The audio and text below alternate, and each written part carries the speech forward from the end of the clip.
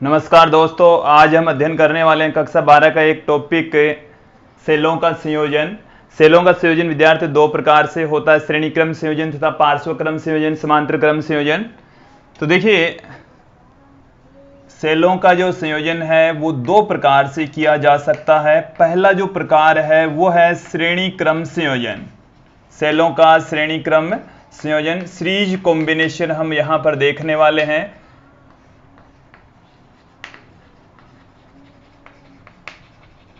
देखिए, सेलों को series combination में कैसे कनेक्ट कर सकते हैं। जैसे हमारे पास में n सेल हैं और देखिए जोड़ने का जो तरीका है वो भी आप देख लेंगे, समझ लेंगे कि एक सेल का एक सिरा दूसरे सेल के दूसरे सिरे, एक सिरे से दूसरे सेल का दूसरा सिरा तीसरे सेल के प्रथम सिरे से, और इसी तरीके से ये जोड़ते चले जाएंगे। हम यहाँ पर कंसीडर कर लें कि हमारे पास में जो सेल है इनके विद्युत वाहक बल E1, E2, E3 dot dot dot En है, जिनके आंतरिक प्रतिरोध R1, R2, R3 और Rn है।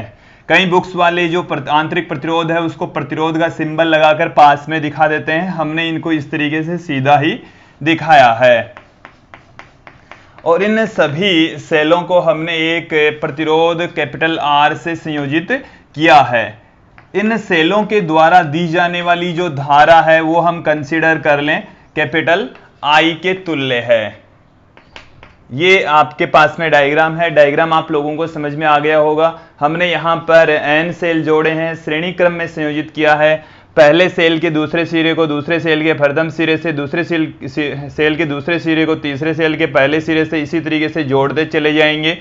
यहाँ पर हमने जो सेल लिए हैं उनके विद्युत वाहक बल E1, E2, E3 dot dot dot En तथा आंतरिक प्रतिरोध R1, R2, R3 dot dot dot Rn है। और इन सभी सेलों को हमने एक बाह्य प्रतिरोध कैपिटल R से संयोजित किया है। इन सभी को हमने R से जोड़ा है, जिसको हम धारा दे रहे हैं, विभवांतर दे रहे हैं। देखिए, यहां पर हम देखेंगे कि जो सर्किट है, परिपथ है, उससे कितनी विद्युत धारा प्रवाहित हो रही है, तुल्य विद्युत वाहक बल कितना है और तुल्य प्रतिरोध कितना है। देखिए, मैं यहां पर बात करता हूं तुल्य विद्युत वाहक बल। जो विद्युत वाहक बल है वो कितना है, तुल्य विद्युत वाहक बल कितना है।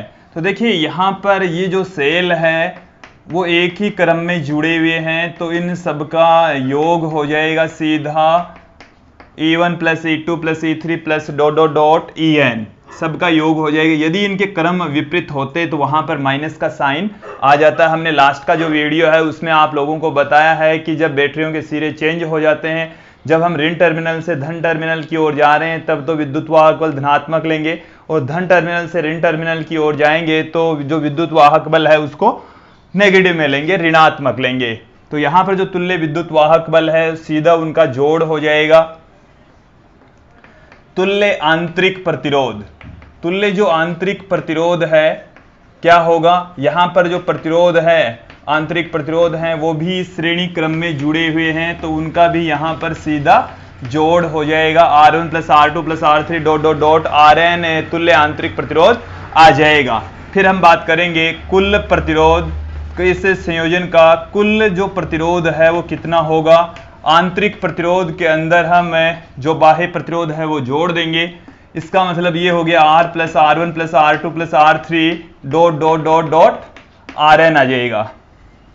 संयोजन से अब बहने वाली धारा की बात करते हैं। संयोजन से प्रवाहित कुल धारा कितनी है। तो देखिए विद्यार्थियों, जो कुल धारा है उसको हम I से यहां पर पुट करें। सभी बैटरियों के द्वारा जो धारा बह रही है वो I बह रही है। ये जो I है, कुल धारा है, वो होगी कुल विद्युत वाहक बल, जो कुल वोल्टेज यहां पर होगा, जो इक्विवेलेंट वोल्टेज है, तुल्य विद्युत वाहक बल है, अपॉन कुल प्रतिरोध। ये ओम के नियम से लिखा गया है। I बराबर होता है V बट्टे में R, तो कुल विद्युत वाहक बल बट्टे में कुल प्रतिरोध। तो यहां पर कुल जो विद्युत वाहक बल है वो है E1 प्लस में E2 प्लस में E3 dot dot dot En upon में आ जाएगा capital R plus R1 plus में R2 प्लस में R3 dot dot dot Rn आ जाएगा। ये हमारे पास में है संयोजन से प्रवाहित होने वाली कुल धारा।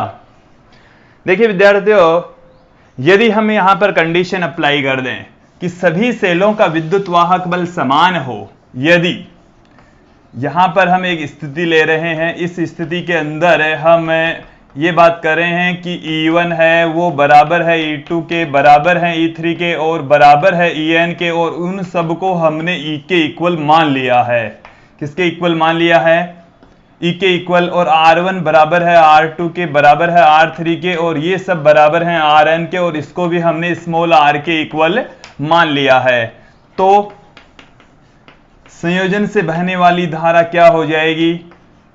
संयोजन से बहने वाली जो धारा है प्रवाहित धारा, प्रवाहित धारा को हम यहां पर I से पुट कर रहे हैं।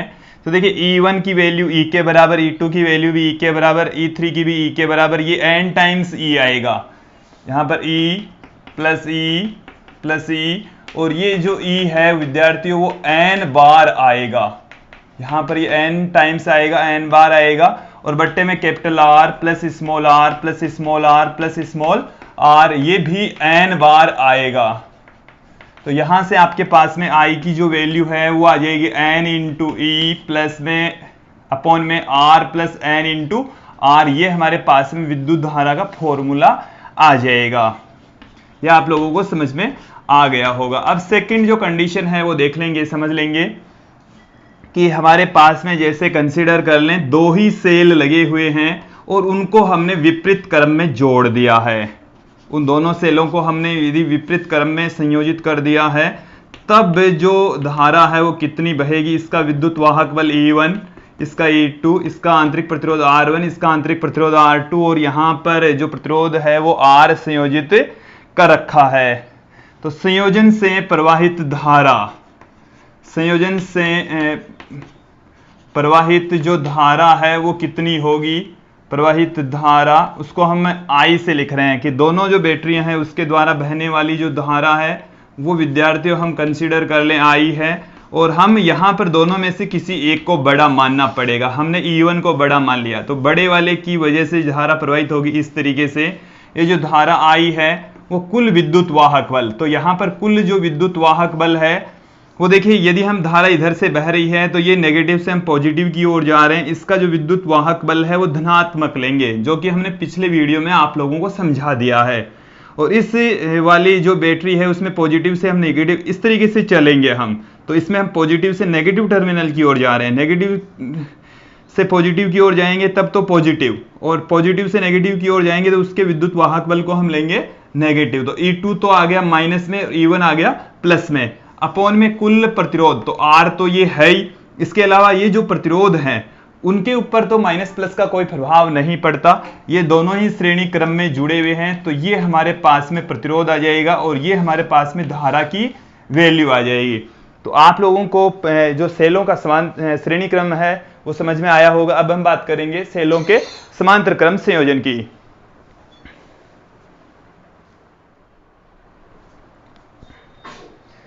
दोस्तों अब हम बात करेंगे सेलों के समांतर क्रम संयोजन की। तो दूसरा जो पार्ट है सेलों के संयोजन का, सेलों का समांतर क्रम संयोजन, पैरेलल कॉम्बिनेशन। समांतर क्रम संयोजन क्या है समझेंगे।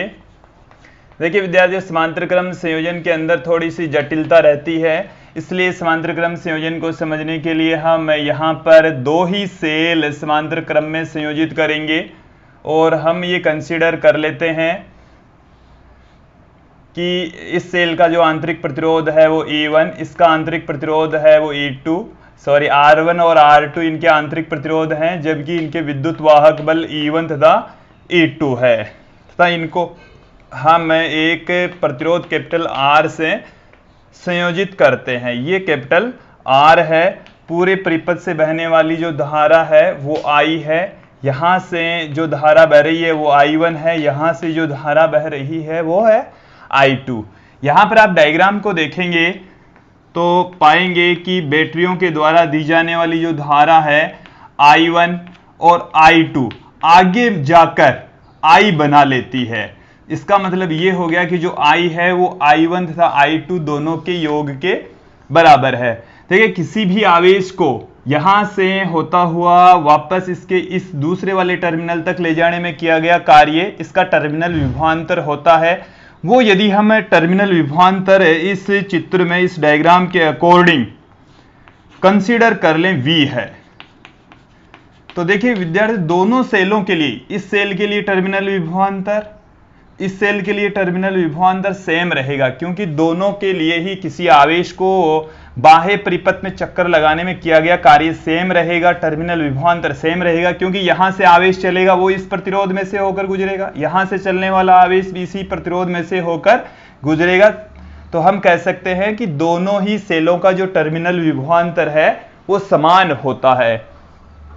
तो हम एक एक करके दोनों सेलों का टर्मिनल विभवांतर ज्ञात करेंगे, फिर हम तुल्य विद्युत वाहक बल, तुल्य प्रतिरोध की वैल्यू यहां पर फाइंड आउट करने वाले हैं। तो सर्वप्रथम हम बात करेंगे सेल E1 का टर्मिनल विभवांतर। सेल जो E1 है उसका टर्मिनल विभवांतर कितना होता है, तो उस टर्मिनल विभवांतर को हम V, टर्मिनल विभवांतर का जो फॉर्मूला होता है वो होता है V बराबर E माइनस में I इंटू R के रूप में टर्मिनल विभवांतर को लिखा जाता है। तो पहले सेल के लिए यहां पर E1 धारा उसमें से I1 तथा आंतरिक प्रतिरोध R1 हो जाएगा। तो प्रथम सेल के लिए E बराबर आ जाएगा, V बराबर आ जाएगा E1 माइनस में I1 इंटू R1। यहां से मेरे को वैल्यू चाहिए I1 की, तो इसको बराबर के इस तरफ ले आऊंगा, I1 R1 बराबर E1 माइनस में V।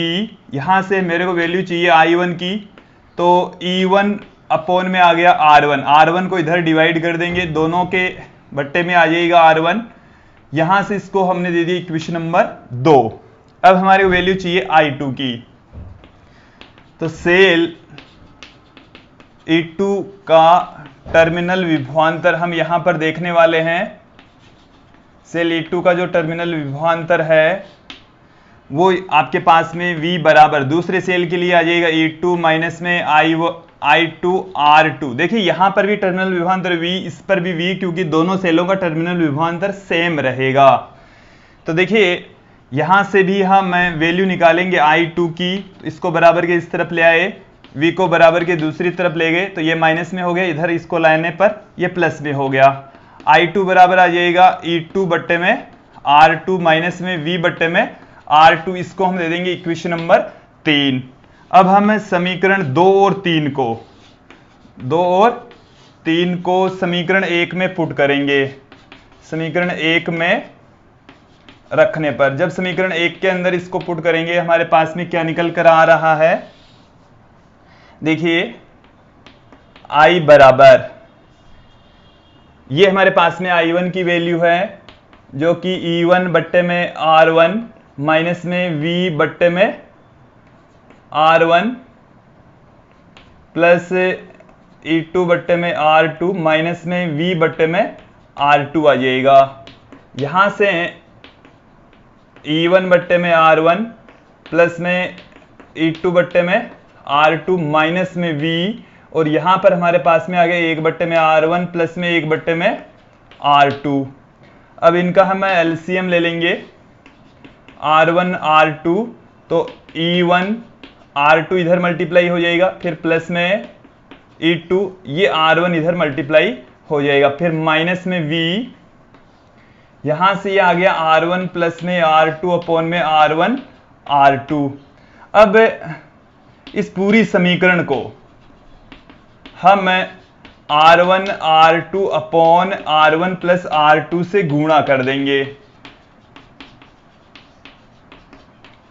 गुणा करने पर देखिए क्या प्राप्त होगा, देखिए I इंटू में हमारे पास में आ गया R1 R2 अपॉन में R1 प्लस R2 आ गया, और इधर जब ये राशि इससे मल्टीप्लाई होगी तो R1 R2 वे बट्टे वाले से कैंसिल हो जाएगा, आपके पास में रह गया है E1 R2 plus E2 R1 upon R1 plus R2, फिर माइनस में सिर्फ V रह गया, क्योंकि ये तो पूरा का पूरा ही कट जाएगा इससे।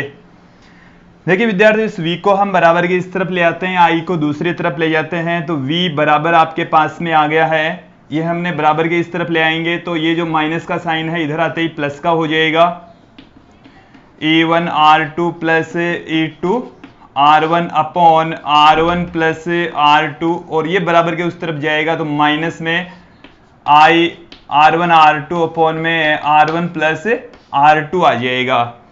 देखिए हम जानते हैं ये हमारे पास में जो इक्वेशन आई है इसकी हम तुलना करेंगे टर्मिनल विभवांतर V बराबर E माइनस IR से। इसको मैं दे दूं इक्वेशन नंबर 4, इसको हम दे दें इक्वेशन नंबर 5। तो समीकरण 4 और 5 की तुलना करने पर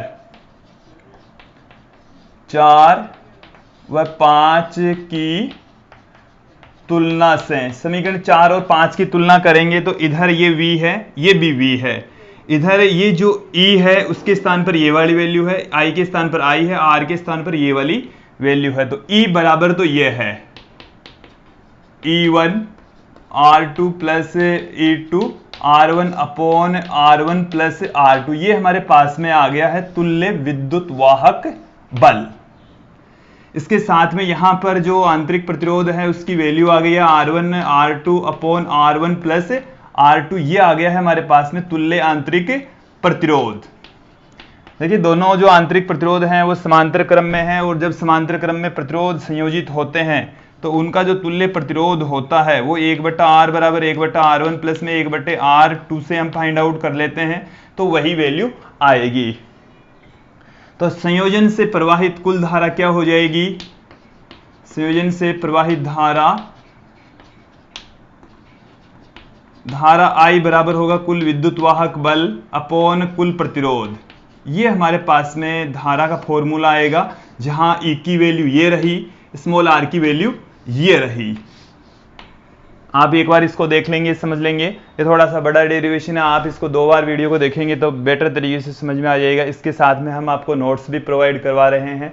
आप हमने डिस्क्रिप्शन में व्हाट्सएप नंबर दे रखे हैं, उस पर आप मैसेज करें और इस चैप्टर के नोट्स मिल जाएंगे आपको, व्हाट्सएप करेंगे तो आप लोगों को यहाँ तक अच्छे से समझ में आ गया होगा। इसमें हम एक कंडीशन और देखेंगे। देखिए विद्यार्थियों, समांतर क्रम संयोजन की एक कंडीशन हम और ले रहे हैं। इसमें हम ये कंसीडर कर लें कि हमारे पास में n सेल हैं, सभी सेलों का जो विद्युत वाहक बल है वो हम सेम ले लेते हैं, कि जो कि E के बराबर हम मान लेते हैं। इस सभी सेलों का जो विद्युत वाहक बल है वो E है, सभी का आंतरिक प्रतिरोध भी हम समान ले लेते हैं। इसका विद्युत वाहक बल E, इसका भी E, इसका भी E, और अंतिम जो सेल है उसका विद्युत वाहक बल भी E, और इनका जो आंतरिक प्रतिरोध है वो भी हमने सेम ले लिया। और इन सभी सेलों को हम एक बाह्य प्रतिरोध कैपिटल R से संयोजित कर देते हैं। संयोजन के द्वारा बहने वाली धारा I है, जिसके हम वैल्यू फाइंड आउट करेंगे। यहां पर देखिए विद्यार्थियों, सभी जो सेल हैं वो समांतर क्रम में संयोजित है, सभी का विद्युत वाहक बल E के बराबर, सभी का आंतरिक प्रतिरोध स्मॉल r के बराबर, और उनके द्वारा दी जाने वाली धारा I है, कुल धारा I है, तथा जो कि प्रतिरोध कैपिटल R से प्रवाहित हो रही है।